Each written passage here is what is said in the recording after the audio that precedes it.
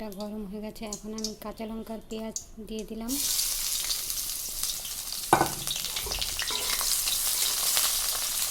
আর একটু লবণ দিয়ে দেবো যাতে পেঁয়াজটা তাড়াতাড়ি ভাজা হয়ে যায়। পেঁয়াজটা আমার এখন দেখো আদা ভাজা হয়ে গেছে। এখন আমি ঢেকে শাকটার মধ্যে দিয়ে দেবো, ধুয়ে রেখেছি।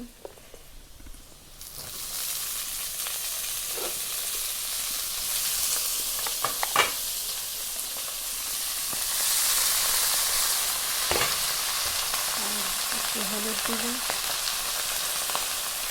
আর একটু লবণ দেবো। তোমরা যেমন যে লবণ খাও দিলেই হবে। দিয়ে নাড়াচাড়া দিয়ে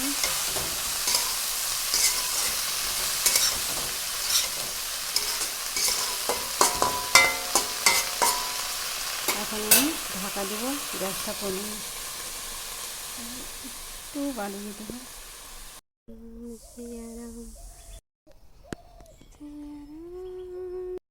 এখন ঢেকে শাকটা হয়ে গেছে। এখন আমি ঢাকা উঠাবো। ওই যে দেখো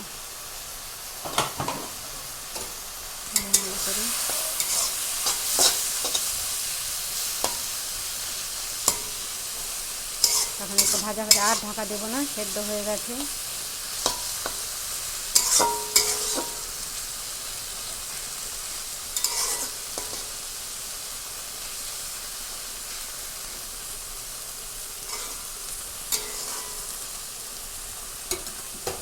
কতগুলো শাক ছিল দেখো, দুটুকু হয়ে গেছে, দেখছো?